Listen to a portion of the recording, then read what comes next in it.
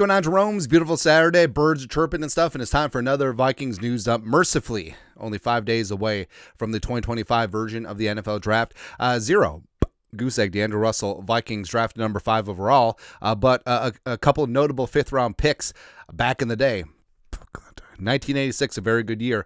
A wide receiver, Hassan Jones, the pride of Florida State, spent 7 seasons with the Vikings, 229 career catches, 3,824 yards, 24 touchdowns in purple, the original 8-4.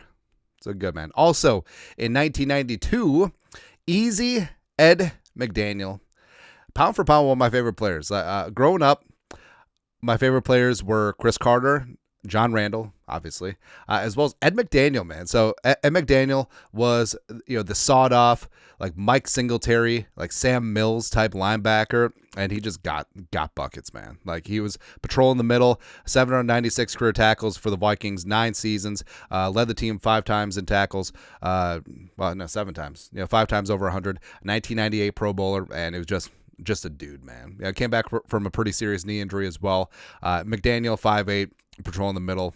He's good to go, man. And also, of course, 2015, wide receiver Stephon Diggs out of Maryland. And remember, Diggs blew up training camp and the Hall of Fame game, returned a punt for a touchdown, and Norv and Zimmer were just like, well, let's just have him be a healthy scratch the first 3 weeks. Just so stupid. And then week 4, the Vikings went into Denver, taking on Peyton Manning and that really amazing Broncos defense, which really won them that Super Bowl that year. For Gary Kubiak. Yeah, people forget Gary Kubiak is a Super Bowl winning head coach. Try BB and BB accessories. But Stephon Diggs, his first game active, like he cooked Aqib Talib and company. Like he was good to go. Vikings almost won that game. Is what it is. But Stephon Diggs, of course, Minneapolis Miracle, 5 seasons in purple, 365 catches, 46-23, receiving 30 touchdowns, and also traded to the Buffalo Bills in the draft pick that ultimately resulted in Justin friggin' Jefferson. Right, so everything worked out. We'll see. Also, something that's working out is the April draft month fundraiser. All Venmos, Cash App, Super Chats donated to the show will go towards Twin Cities and Seoul, South Korea adoption charities and support organizations. We've gone through the story. I'm adopted. Although, yesterday I was pontificating. I was like, what would happen if I'm still in Korea? I'd probably be a big fan of baseball because Koreans love baseball for whatever reason. So Japanese. Anyways, but streamlining this process, support, paying it forward, it's very important. There's lots of families that want to grow. There's lots of kids who deserve a loving home. So trying to help that along. Goal for the month, 2,500. Currently sitting around 1,700. The drums have been very, very generous and love paying it forward. Love doing this stuff time of year. Donation links are down below. Thank you everyone thank you everyone who's already donated. I'm gonna crush this thing. The draft coming up next week. Also, speaking of the draft, so the invites have been amended. Ari Mariov. The NFL's updated list of player attendees for the NFL draft in Green Bay. Jackson Dart and Michael Williams are out. Maxwell Hairston from Kentucky is in. So I think part of it is they don't want to go to Green Bay and Appleton. Appleton. I think they realize that, oh, yeah, this place sucks. And I don't know, they could stay in a nice B&B in Door County. Door County is for lovers. But I think that they're finally realizing that Jackson Dart might not go first round. Jackson Dart is a 3rd-round talent that's just been propped up by draft Twitter. It's the Brett Smith of Wyoming.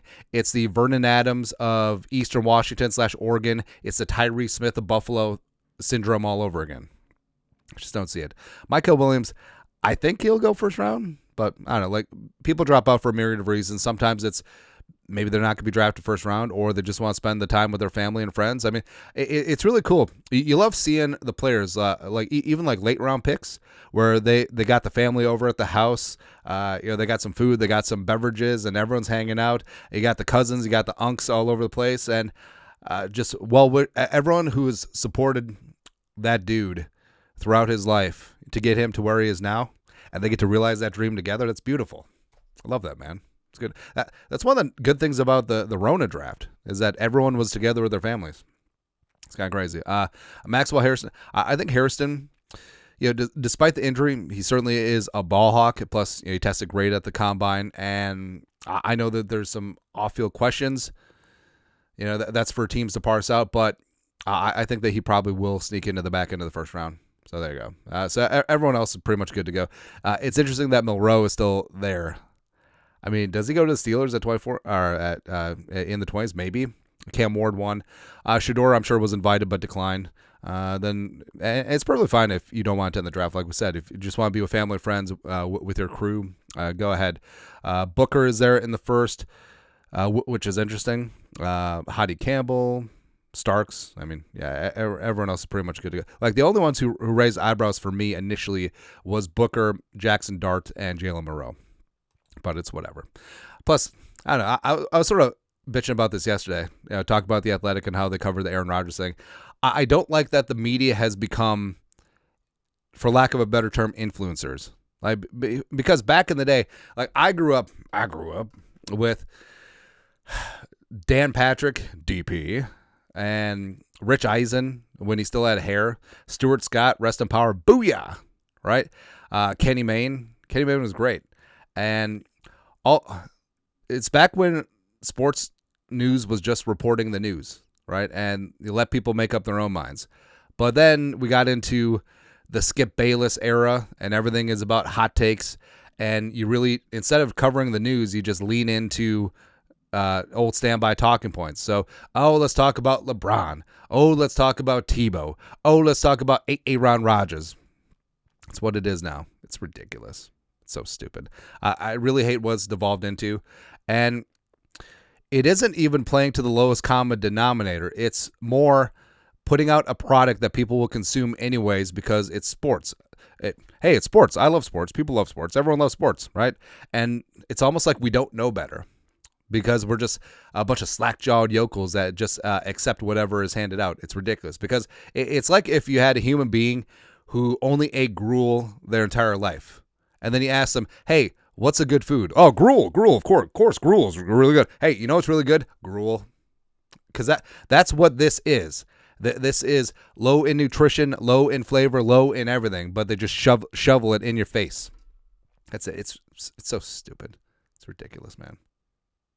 Anyways, I don't know what we accomplished, but not to toot my own horn, but I feel like this is why there's been such a rise in independent coverage and independent team-specific coverage, because people want to learn about their team. People want to get inside information. People want to get opinions from people who are actually like dialed in. I don't want to say like in the trench. Now I'm starting to sound like a douchebag. Well, starting. But when you watch national coverage, like I commiserate with them to a degree because it's hard to cover 32 teams and multiple sports. So you can't really be dialed in with who the tight end 3 is for the Vikings. Spoiler, it's no one right now. But also it's playing the hits. I know they're trying to keep the lights on and pay the bills, and I know we're pissing and moaning about a lot of ESPN's draft coverage being behind a paywall and not accessible to the average fan. I don't know.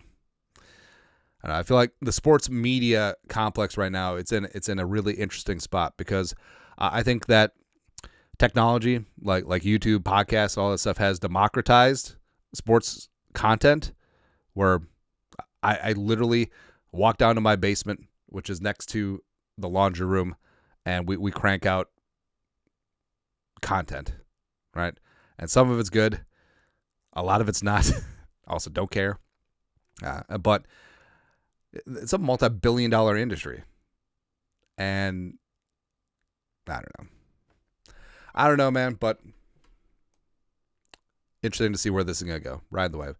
And it really sucks because I think there could be a certain point where ESPN just ceases to exist, where all these other major sports contracts just go to other networks and ESPN is just kaput. Like Disney gives up on them. But we'll see. Anyways, speaking of the Vikings, so Dalton Risner talking on, was it TikTok? I don't know. Talking about TikTok where he's quasi-interested in returning to the Vikings. Some things have to happen. Also talking with other teams, whatever. Like, I don't know what it is. How come Dalton Risner gets to like basically hold out for 3 off seasons in a row? It's crazy. Vikes fan page. The Vikings aren't going to completely dismiss extending Dalton Risner, bringing back Dalton Risner, but a lot would have to change to get Risner back in Minnesota. Darren DeGood also mentioned on Score North. I don't think a lot has to change. I think what will happen is that if the Vikings don't draft a day one, day two offensive linemen who could compete for the left guard spot. So talk about the Gray Zables of the world, the Tyler Bookers, the Donovan Jacksons, the Tate Ratledges, the Jared Wilsons, the Dylan Fairchilds, the whatever, right? If the Vikings don't go that route, then I think they could circle back to Risner. And we talked about Risner. The bulk of his NFL snaps, including 1 year with the Vikings, has come at left guard. And I say just run it back. Hey, any competition is good competition. I don't think that Risner is going to break the bank anywhere else. But Risner, Brandel, Rouse, Juergens, if the Vikings don't spend a day one or two pick on an O lineman, I'm fine with that. I'm perfectly fine with that group competing for left guard. Yeah. Speaking of the Vikings, potentially trading down, we put this out. I think the Vikings have 4 realistic trade-down partners: Buffalo, Kansas City, Cleveland, and the Giants. If the board breaks right and creates a scarcity at certain positions of need for one of those 4 teams, Vikings could be in business. So the Bills, if there's a run on edge rushers or cornerbacks, 2 major needs for them, the Bills may move up from 30 to make sure they secure their guy. And they do have 56, 62, and 109 in there. So I don't know. We'll take 30 and 62. It'd be kind of nice. Like, obviously, these are pie in the sky projections, but yeah. And we talked about the Browns yesterday. Matt Miller had the Vikings dropping down to 33, which is actually an interesting and very valuable pick, because then you have all night Friday, all day Saturday to potentially work on another trade as the first pick of the second round. Some teams, especially quarterback needy teams, could be moving up. But it was only the Vikings dropping down to 33 and getting 94 back. Now, various trade charts, some say it's good, some say it's bad, right? But obviously you like a little bit more. Plus, since it wouldn't be the Vikings asking to move down, it'd be these other teams asking to move up. That's the leverage point, and you can usually squeeze out a little bit more, especially when a quarterback is involved. The Chiefs, I think if there's a run on offensive tackles, the Chiefs may scooch up from 31 to 24, get their guy. Giants and the Browns basically comes down to quarterback. Like, somehow, some way, if Shedeur Sanders is there at 24, I think that Shedeur could slide, and I think the Saints might pass on him at 9, just so, because they're fully leaning into the tank. They're going to start Spencer Rattler or Jake Haener and just go for Arch next year. That's what they're going to do, man. So we'll see. Also, we'll see this guy. Sleeper Vikings. Chris Collins had the Vikings selecting Michigan defensive tackle Kenneth Grant at pick 24 in his 2025 mock draft. Now, when we listed our 5 players we'd sprint to the podium for, we didn't even list Grant because I don't think he's going to get to 24, which I think that he's had a decent rise during draft season. But, I mean, Kenneth Grant would be a dog. I would love him. NFL size and strength day one, physical freak. He is a pass-rushing nose tackle, holds ground against the run, be a one-gap penetrator as well. Heart and hustle, huge motor, all that stuff. And I think that he is ascending as a pass rusher. And I honestly do think that if and when he ascends as a pass rusher, both technically as well as physically in the next couple of years, I think that you could have Linval Joseph 2.0. I think that's what Kenneth Grant could be. So, honestly, if he's there 24, screw trading down, just stick and pick. Just go take him. Also, Tom Pelissero, local Smoky, NFL Network, did up a list of 5 potential first-round surprises. So, Carson Schlesinger, linebacker from UCLA, went from walk-on to All-American. Love it. Tackling machine for the Bruins. He's great. So, projected as a day 2 pick. He could sneak into round 1. I feel like linebackers are becoming great again. I feel like off balls, I mean, for a while, they were devalued almost as much as running backs, but bring back that love and feeling. Mecca Egbuka, I don't see how this is a surprise at all. I think Egbuka is probably going to be drafted in the teens, somewhere in there. I think that he should and could go before LB3, and I think that he basically is a carbon copy of Jackson Smith and Jigba, just working out of the slot. So I don't see him as a surprise at all. Jared Wilson from Georgia. So I think this is a little bit of a scarcity principle. There isn't a lot of starting caliber centers in this draft, and Wilson, initially seen as a mid-round guy, I think his floor is probably top 50. I think that he'll be in there at the top end of round 2, but I mean, he could sneak into the first round. Like, if only I had the draft order in front of me. So I could see maybe the Commies, maybe the Seahawks. Yeah, not them. Oh, the Rams at 26 makes sense. Yeah, because their center, Yalda Froholt, is booty. straight booty. Texans, maybe. Yeah. I honestly could see Wilson sneaking into the first round because besides playing the pivot, I mean, I've been getting a lot of spam calls lately. Besides him playing the pivot, he does have some guard flexibility as well, potentially. Tyleik Williams, true blue nose tackle. I think that there's between Williams and a guy like Kenneth Grant is that Williams probably has a cap on his pass rush, so that's why he could be seen as more of a day 2 pick. But styles make fights. Someone certainly could sneak in there. And then Tyler Shuck. So Tyler Shuck is like 97,000 years old, right? And I forgot who put it out there, but someone had a screen grab of Oregon from a couple years ago because Shook was at Oregon, Texas Tech before he ended up at Louisville. And part of his injuries, part of it was just transfer stuff. But Shook was at quarterback, and Juwan Johnson was split out as a move tight end. Juwan Johnson's been in the league for like 17,000 years. Yeah, but with Shook, I don't know, man. I don't know. Like, I understand the upside, but he's old as hell. But I get that quarterback, you could play solidly into your mid-30s. So, 10-year run with Shook, okay. But Sharp and Smith, I still wasn't that impressed. I know people are just trying to gas up quarterbacks in this class, but it's a little bit tiring. Like, Shook could be a first round.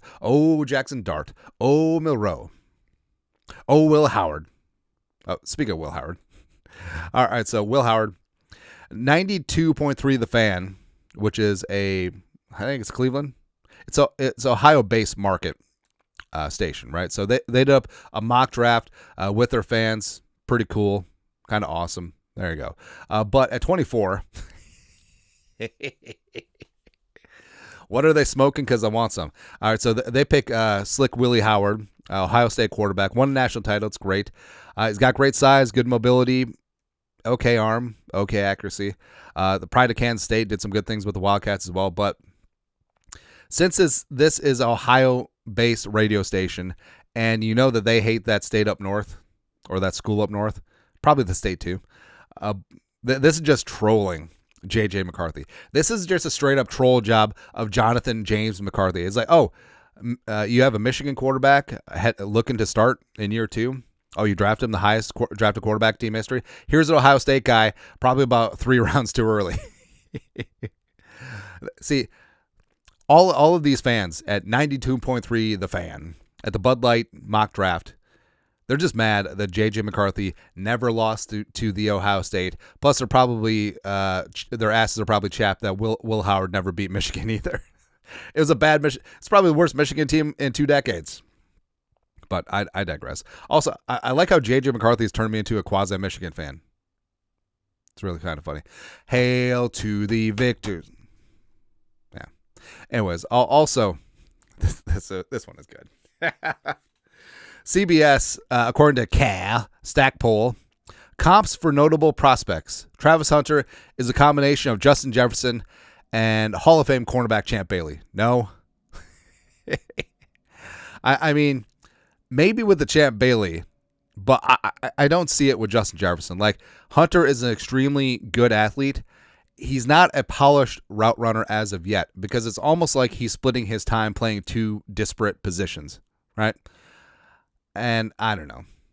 Like, at Hunter's pro day, like he was hitting air with the moves that you drop in the turkey bowl on Thanksgiving. Like a couple of brown liquors in and a couple of plates of turkey and mashed potatoes, and on your nephew just dropping the Jimmy Dolan shake and bake, like the quarterback's got 12 seconds back there. It's ridiculous.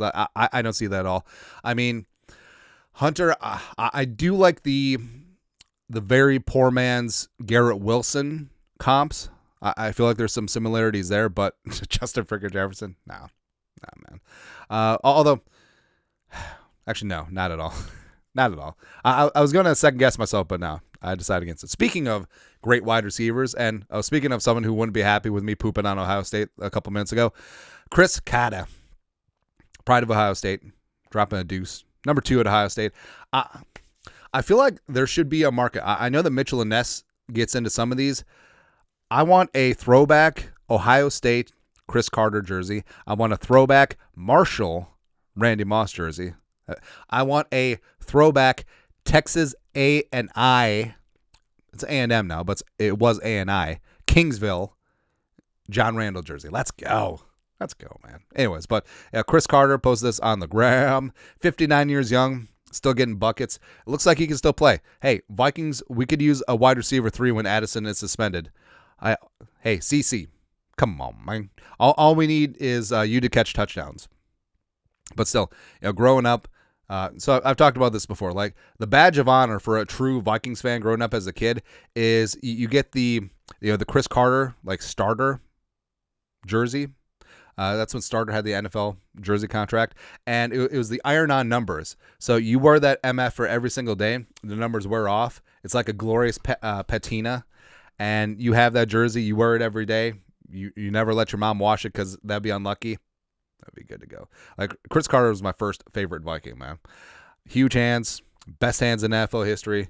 All he did was catch touchdowns on the sideline, just like toe drag swag. I love it, man. CC's the best. Yeah. Anyways, that's it. That's it. 5 freaking days until the draft. That's not the one. 5 freaking days till the draft. Let us know your thoughts, our thoughts, comment section. You guys are the best. You know what to do. Skol, production value.